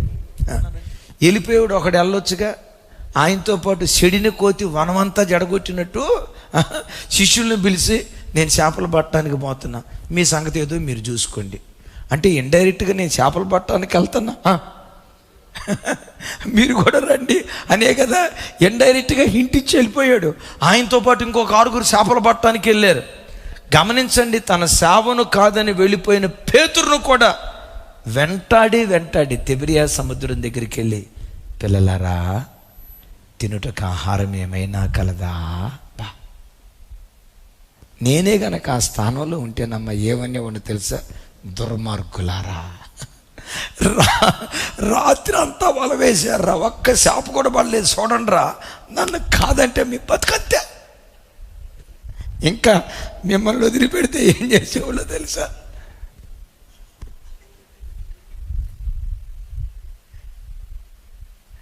అబ్బా, అసలు ఆయన గొప్ప గుణం చూడండి. నేనంట ఈరోజు వరకు మనల్ని ఈ కృపలో నిలిపింది ఆయన మంచితనం, ఆయన ఓర్పు తప్ప ఇంకొకటి ఏది కాదు. Praise the Lord. వారిని ప్రేమించాడు. ఎంతవరకు ప్రేమించాడు? అంతము వరకు ప్రేమించాడు. ఆ తర్వాత ప్రభువారు పరలోకానికి ఆరోహణమై వెళ్ళిపోయారు. విచిత్రం, యేసు ప్రభు ఆరోహణమై వెళ్ళిపోయిన తర్వాత ఏ అపోస్తులను ఓర్చుకున్నారో ఆ అపోస్తులే తర్వాత కాలంలో భూలోకాన్ని తల్లకిందులు చేసి అపోస్తులుగా మార్చబడ్డారు. పేతురు వారు ప్రధాన అపోస్తులుగా నిలవబడి సేవ కొరకలా ఖచ్చితంగా దేవుని కొరకు నిలవబడ్డాడు. యేసయ్య ఓర్పు వ్యర్థం కాల. ఎవరిని ఓర్చుకున్నారో వారే ఆ ఆఖరి క్షణాల తర్వాత దేవుని చేతిలో ఆయుధాలుగా మారిపోయారు. మీతో నేను చెప్పే మాట, నీకు ఎవరినైనా ఇస్తే భర్త దూరం చేసుకోకు, భార్య దూరం చేసుకోకు, అత్తమామల దూరం చేసుకోకు, మరుదుల దూరం చేసుకోకు. నేనంట ఏ క్షణాన ఎప్పుడు ఎవరు ఏ రీతిగా దేవుని సంకల్పం నెరవేర్చబడటానికి ఉపయోగపడతారో తెలియదు. నీ దుడుకుతనాన్ని బట్టి, పావయ్యా నువ్వెంత, నీ బతుకంతనా, ఈ మాటలే. ఆడు నా కాలుగోటికి కూడా జరిపాడు, అక్క కాలుగోరు బంగారం అయినట్టు. అది చూడండి, ఈ దరిద్ర మాటలు ఉంటాయి చూసారా? ఆడు బతికెంత, ఎట్లాంటి మాట్లాడు. ఆఖరి క్షణం వరకు ఓర్చుకో. ఎంత ప్రేమను పంచగలవో ప్రేమను పంచు. అద్భుతం తెలుసా? ఎవరిని ఓర్చుకున్నావో వారే రేపు కుడి చేతి పుత్రులుగా మారిపోతారు. అఫ్కోర్స్ దిద్దుబాటు చేసేటప్పుడు దిద్దుబాటు చేయి, ఓర్చుకో, అంతము వరకు ప్రేమించు. వారే దేవుని చేతిలో పాత్రలుగా వాడబడటానికి దేవుడు కృప చూపిస్తాడు. హల్లెలూయా. సరే, 3 మాటలు చెప్పాను. అడ్డంకులనే అవసరాలుగా దేవుడు మారుస్తాడు, అవరోధాలని రహదారులుగా మారుస్తాడు. ఆయన సంకల్పం నెరవేర్చబడటానికి వనరులను దేవుడే సమకూరుస్తాడు. పౌలు వారికి 470 మంది సైనికులను సమకూర్చింది ఎవరు? పెద్దగా చెప్పాలి. మనుషులను సమకూర్చింది ఎవరు? దేవుడే సమకూరుస్తాడు. 4వ మాట చెప్పమంటారా? నీ పట్ల దేవుని సంకల్పం ఏదైతే ఉందో ఆ సంకల్పం నెరవేర్చబడటానికి సామర్థ్యాన్ని కూడా దేవుడే ఇస్తాడు. సామర్థ్యం ఏమండి, నేను ఒక మాట అంటా, పౌలయ్య 2 ఖండాలు కదిలించాడే, 2 ఖండాలు కదిలించి సామాన్యులు మొదలుకొని సామంతుల వరకు హృదయాలు బ్రద్దలు చేసే దివ్యమైన వర్తమానాలు అందించాడే. ఇంత బలమైన సందేశాలు ఇచ్చిన పౌలు ఇంత సామర్థ్యం ఎక్కడి నుంచి వచ్చింది? మీరు అనొచ్చు, ఏమండి పౌలు గారు మన పీటర్సన్ అంతే కదా నీ పేరు, మన పీటర్సన్ లాగా మంచి ఎత్తరండే, మంచి దేహదారుఢ్యం కలిగినోడండి అని అంటారా? చరిత్రకారులు చెప్తారు, బక్క చిక్కిన శరీరం, 4.5 అడుగుల ఎత్తు, దొడ్డి కాళ్ళు, తల వెంట్రుకలు ఊడిపోయిన బట్ట తల, రూపవంతుడు కాదు, అందగాడు కాదు, ఆరోగ్యవంతుడు కాదు, బక్క చిక్కిన దేహం, బలహీనమైన దేహం. ఈ బలహీనుడు 2 ఖండాలు కదిలించాడా? ఎట్లా కదిలించావయ్యా? ఈ సామర్థ్యం ఎక్కడి నుంచి వచ్చింది? ఏమంటాడు తెలుసా? అయినను ఈ సామర్థ్యం మా వలన కలిగినది కాదు, ఈ మట్టి ఘటాలలో మహిమైశ్వర్యాన్ని కుమ్మరించాడే, నన్ను బలపరచు క్రీస్తు ద్వారా నేను సమస్తము చేయగలను. చెల్లి, నా మాట విను. ఈ పిల్లల్ని పెంచలేకపోతున్నాను అని అనుకుంటున్నావా? అడుగు, అయ్యా ఈ పిల్లల్ని ఎలా పెంచాలో, పిల్లల్ని ఇచ్చింది నీవే కదా, ఈ పిల్లల్నిచ్చి నీవే పిల్లల్ని పెంచడానికి సామర్థ్యం కూడా నీవే ఇస్తావుగా, ఆ సామర్థ్యం ఇవ్వయ్యా. లక్షల మంది ప్రతిరోజు దేవుని కృప, ఎర్లీ మార్నింగ్ మెసేజ్ కానీ, ఆదివారపు ఆరాధనలు కానీ, ఏ వర్తమానం కూడా ఆషామాషాగా పొరపాటునివ్వం. ఎందుకో తెలుసా? మీ ఆకలి నాకు తెలుసు. ఇప్పుడు ఒక తల్లికి పిల్లల ఆకలి ఏంటో తెలుసు కదా. ఏమండి, సంతోష్కి ఏ కూర అంటే ఇష్టం, అమ్మాయికి ఏ కూర ఇష్టం, జాయికి ఏ కూర ఇష్టం, మీ పిల్లలకి ఏ కూర ఇష్టం, ఎట్లా వండి పెడితే వాళ్ళు బాగా ఇష్టపడి తింటారో తల్లికి తెలుసు కదా. ఎస్, ఆత్మీయ తల్లిదండ్రులుగా ఉన్న మా బ్రతుకులో మీ ఆకలి తీర్చడానికి ఏ వాక్యం మీకు అవసరమో, ఏ ఆహారాన్ని, ఏ వాక్యపు ఆహారాన్ని మీకు పంచిపెట్టాలో ఆషామాషగా ఇవ్వం. దేవా, లక్షల కొలది ప్రజలు వాక్యం కొరకు ఎదురు చూస్తున్నారు. లక్షల కొలది ప్రజల్నిచ్చింది నీవే. వాళ్ళ ఆకలి తీర్చేటట్లుగా దివ్యమైన ఉపదేశాన్ని మాకిచ్చేది నీవే. ప్రజలకు బోధించే సామర్థ్యం ఇచ్చేది కూడా నీవే. ఆ సామర్థ్యం దయచేవా. ఈ వాక్యం విపులంగా బోధించే సామర్థ్యం దయచేవా.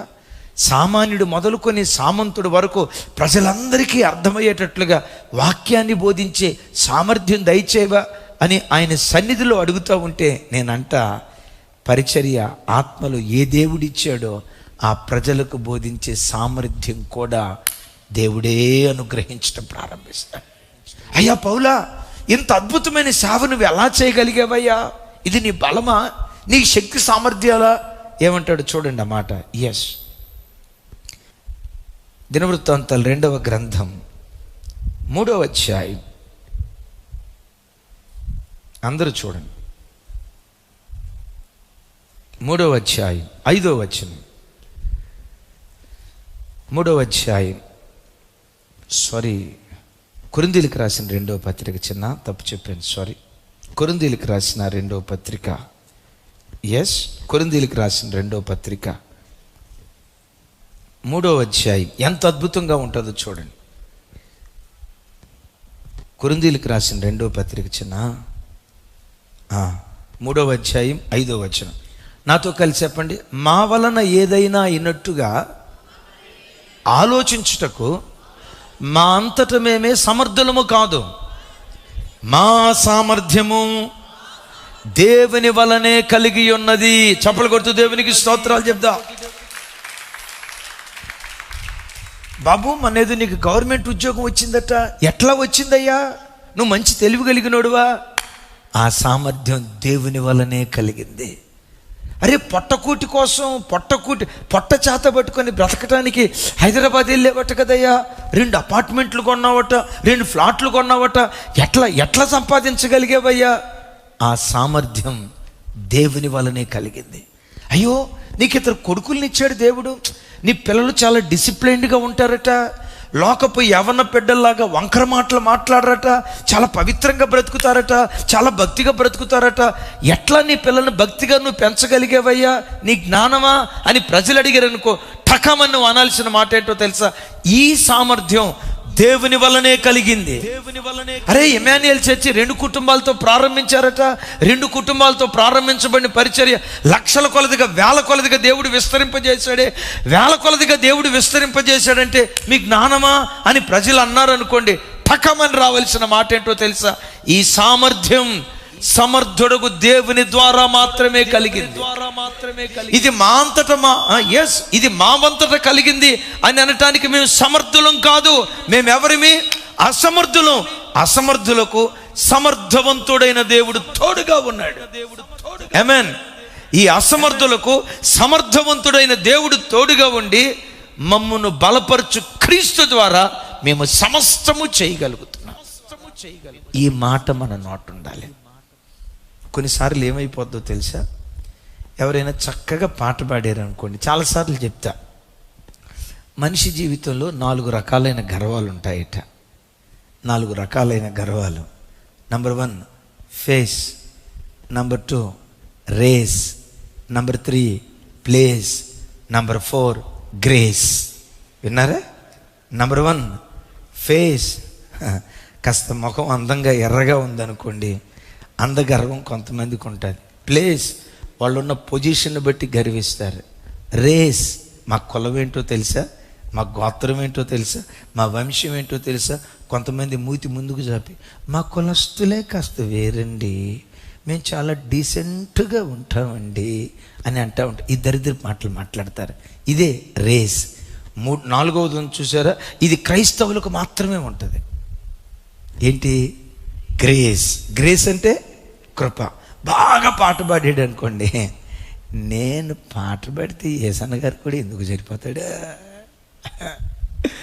ఆనంద్ జయకుమార్ గారు నా తర్వాత, ఎస్పి బాలసుబ్రహ్మణ్యం నా తమ్ముడే, ఒక రకంగా ఏబిసిడీలు నా దగ్గర నేర్చుకోవాలా అన్న రేంజ్లో పోతాడు. ఒకవేళ ఒక ప్రసంగం బాగుందనుకో, బాగా చేసాడు అనుకో, ఇక మన ముందు రాజశేఖరయ్య గారు ఏమనికి వస్తాడు? రాజశేఖరయ్య గారు ఈ గర్వం ముందు చూసారా, అడ్రస్ గల్లంత అవటానికి ఇది కారణం.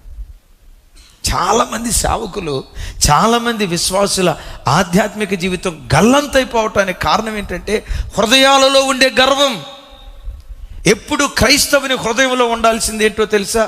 మా వలన ఏదైనా అయినట్టు మా అంతట మేము సమర్థులము కాదు, ఆ సామర్థ్యత దేవుని వలనే కలిగింది. ఆ ప్రత్యక్షత ఉంటే కృప వెంబడి కృప దేవుడిస్తాడు. మరలా చెప్తున్నా, అడ్డంకులను అవసరాలుగా దేవుడు మారుస్తాడు, అవరోధాలను రహదారులుగా మారుస్తాడు, వనరులను దేవుడే సమకూరుస్తాడు, వ్యక్తులను దేవుడే సమకూరుస్తాడు. ఆ పని చేయటానికి చెప్పండి గట్టిగా, సామర్థ్యాన్ని దేవుడే ఇస్తాడు. లాస్ట్ గమ్యస్థానానికి కూడా దేవుడే చేరుస్తాడు. పౌలా, నువ్వు రోమాలో ఉంటావు, భయపడకు. కైసరు ఎదుట నువ్వు వాక్యం చెప్తావు, భయపడకు. యెరూషలేములో నన్ను గూర్చి నువ్వు సాక్ష్యం ఇచ్చినట్లుగానే, చూడండి, యెరూషలేములో నువ్వు సాక్ష్యం ఇచ్చినట్లుగానే రోమాలో కూడా నన్ను గూర్చి నువ్వు సాక్ష్యం ఇస్తావు, రోమాలో నిన్ను నిలవబెడతా అని అన్నాడు కదా. నేనంట, వాగ్దానం ఉంది, పనిచేసే దేవుడు ఉన్నాడు. వాగ్దానం ఉన్నా, పనిచేసే దేవుడున్నా, దేవుని చిత్తం ఎప్పుడు సులభంగా తేలిగ్గా జరగదు. రాబోయే దినాల్లో చెప్తా, రాబోయే దినాల్లో. సరే, పౌలు వారు కైసరియాలో ఓడెక్కాడు, మధ్యధరా సముద్రంలో ఓడెక్కినప్పుడు ఆ ఓడ సాఫీగా ఎట్లే దేశానికి వెళ్ళిందా, మధ్యలో బ్రద్దలైపోయిందా? రాబోయే దినాల్లో వింటాం. 14 రోజుల పాటు వెలుతురు లేదు, సూర్యుడు లేడు, చెప్పాలి, చంద్రుడు లేడు, ఆకాశంలో మిణుకుమని వెలిగే మిణుగురు పురుగుల్లాంటి నక్షత్రాలు కనపట్ల అన్నా విన్నారా? 14 రోజుల పాటు గాఢాంధకారపు చీకటి. నేనంట, కిచెన్లో పని చేసుకుంటున్నారు, 9 ఆ ప్రాంతంలో సడన్గా కరెంటు పోయింది. చెమ్మ చీకటి, 1 గంట దాకా ఏమీ కనపట్ల, కళ్ళు అది ఒక రకమైపోయింది. చీకటి అయిపోతే స్తోత్రం స్తోత్రం స్తోత్రం స్తోత్రం స్తోత్రం అంటారా? బీపీ 190కి పోద్దా? నేనంట, ఒకరోజు అంతా చీకటిగా ఉంటే నేను చచ్చిపోయాను అనుకుంటా, నా ఆత్మ ఎక్కడికో పోతాను అనుకుంటా. ఉన్నానా? బతికే ఉన్నా. మరి బతికుంటే ఎవరు కనపట్లేదు కదా పద్మక్క, బతికే ఉన్నానా? నేనంట, 14 రోజులు ఇంత వెలుతురు కూడా లేకుండా చీకటిలో బ్రతకటం మామూలు విషయమా? నట్టనడి సముద్రాన అట్టహాసపు తుఫాను. ఇక చేరుకోబోతున్నాం గమ్యస్థానానికి అనుకునే లోపు ఆ వాడ ఇసుక తిన్నెకు రాతి తిప్పలకు తగిలి బ్రద్దలైపోయింది. ఎట్లాస్ట్ ఎన్ని ఆటుపోట్లు ఎదురైనా గమ్యస్థానానికి దేవుడు చేర్చాడు. పౌలు యెరూషలేములో నుంచి రోమాకు వెళ్ళాడా లేదా? దైవజనమా, నీ ఆధ్యాత్మిక జీవితంలో కూడా విశ్వసించు. పౌలును రోమాలో నిలవబట్టడానికి వస్తువులను, వ్యక్తులను, వనరులను, సమస్తాన్ని, సామర్థ్యాన్ని, ప్రతి దాన్ని సమకూర్చాడు కదా. రక్షకుడైన యేసు క్రీస్తు వారు నిన్ను పరలోక పట్టణంలో నిలవబెట్టడానికి సమస్తాన్ని దేవుడే సమకూర్చాడు. నేనంట యేసయ్యను ఐగుప్తు దేశానికి తీసుకుని వెళ్ళటానికి జ్ఞానులు బంగారమే తీసుకొచ్చారేమో, పౌలును రోమాపట్నానికి తీసుకెళ్ళటానికి 470 మంది సైనికులే పనిచేశారేమో. నీకు తెలుసా, నిన్ను నన్ను పరలోకం చేర్చడానికి పరలోకం నుండి యేసుక్రీస్తు వారు భూలోకానికి దిగొచ్చి బంగారాన్ని కాదు, బంగారం కంటే శ్రేష్టమైన, వెండి కంటే శ్రేష్టమైన తన అమూల్యమైన రక్తాన్ని చిందించాడు. నేనంట జ్ఞానులు ఇచ్చిన బంగారమే వారిని ఐగుప్తు దేశానికి తీసుకెళ్ళినప్పుడు కల్వరి శిలువలో యేసయ్య నీ కొరకు నా కొరకు చిందించిన ఆయన పవిత్ర రక్తధారలో మనలను పరలోకానికి చేర్చవా? నిశ్చయంగా చేరుస్తాయి. పాత నిబంధనలో చూస్తాం కదా, ప్రధాన యాజకుడు అతి పరిశుద్ధ స్థలములో చేరాలంటే చేతిలో ఏం పట్టుకోవాలి? కోడెల రక్తాన్ని చేతబూనేడా అతి పరిశుద్ధ స్థలంలో అడుగుపెట్టగలడు. నేనంట యాజకుడు అతి పరిశుద్ధ స్థలంలో అడుగుపెట్టే ఆ అధికారం పొట్టేల రక్తం ద్వారా కలిగిందే. పొట్టేల రక్తం ద్వారా అతి పరిశుద్ధ స్థలంలో అడుగుపెట్టే అధికారం కలిగినప్పుడు యేసుక్రీస్తు రక్తం అతి పరిశుద్ధ స్థలంగా క్రీస్తు రక్తం అలవబడుతున్న పరలోకంలో నీవు నేను అలుగు పెట్టడానికి ఆ రక్తం నిశ్చయంగా క్రయధనముగా మారిపోవునుగాక, పరలోక పట్టణానికి ఉపయోగపడునుగాక, యేసయ్యకి మహిమ కలుగునుగాక. గట్టిగా చెప్దాం హల్లెలూయా. ఇప్పుడు పరలోక పట్టణానికి వెళ్ళాలంటే మన దగ్గర ఏ రక్తం ఉంది? ఆ రక్తమే మనలను పరలోక పట్టణానికి చేరుస్తుంది. ఆయన పంపించిన ఆత్మ, ఆయన ఇచ్చిన వాక్యం, ఆయన ఇచ్చిన సంఘం, ఆయన మనకిచ్చిన అపోస్తలుల బోధ, ఇవన్నీ దేవుడే సమకూర్చాడు. అయ్యా నాకు సంఘం కావాలి అని మీరు ప్రార్థన చేయలా. సంఘాన్ని దేవుడే ఏర్పరిచాడు. Praise the lord. మీకు ఆత్మీయ వాక్యాన్ని బోధించే దైవ సేవకులను దేవుడే ఏర్పరిచాడు. పరిశుద్ధాత్మను వాడక మునిపే దేవుడే పంపించాడు. అయ్యా నా కొరకు రక్షకుడు కావాలి, నా కొరకు రక్తం చిందించిన దేవుడు కావాలి అని నువ్వు అడగక మునిపే, నువ్వు పుట్టక మునిపే 2000 సంవత్సరాల క్రితం కపాలమని అర్థమిచ్చే గొల్గతా పర్వతం మీద తన ప్రశస్తమైన రక్తాన్ని చిందించాడు. ఈ చిత్రం చెప్పమంటారా? పౌలును కాపాడటానికి లోకపరమైన సైన్యం ఉంది. నిన్ను నన్ను కాపాడటానికి పరలోకపు దేవదూతలు మన మధ్యలో ఉన్నారు అంటాడు కదా పౌలు గారే. రక్షణ అనే స్వాస్థ్యము పొందబోవు వారికి పరిచారం చేయుటకై దేవుడు దేవదూతలను నియమించలేదా అంటాడు. నా ప్రభు బిడ్డలారా, పౌలును రోమాపట్నంలో నిలవబెట్టాలి, దేవుని సంకల్పం. నిన్ను పరలోక పట్టణంలో నిలవబెట్టాలి, ఇది దేవుని సంకల్పం. పౌలు కైసరి ఎదుట నిలవబడాలి, నీవు నేను పరలోకపు రారాజు తండ్రి అయిన దేవుని ఎదుట నిలవబడాలి. తప్పకుండా ఈ సంకల్పం నీ పట్ల నిశ్చయంగా దేవుడు నెరవేర్చునుగాక. అయితే ఒక్క మాట, ఇది ఒక్కసారి చెప్పి నేను ప్రార్థన చేస్తాను. నిజమే, ఆ బంగారం యేసయ్యను ఐగుప్తు దేశానికి చేర్చిందా లేదా? వాళ్ళు తయారు చేసిన పడవ పౌలు వారిని రోమాపట్నానికి చేర్చిందా లేదా?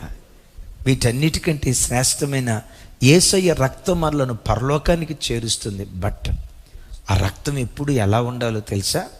పాత నిబంధనలో ఐగుప్తు దేశంలో గోషేన్లో ఇశ్రాయేలీలు ఉన్నప్పుడు పస్కా గొర్రెపిల్ల రక్తాన్ని 2 నిలువు కమ్మీలకు పై అడ్డు కమ్మీకి పస్కా గొర్రెపిల్ల రక్తాన్ని రాశారట.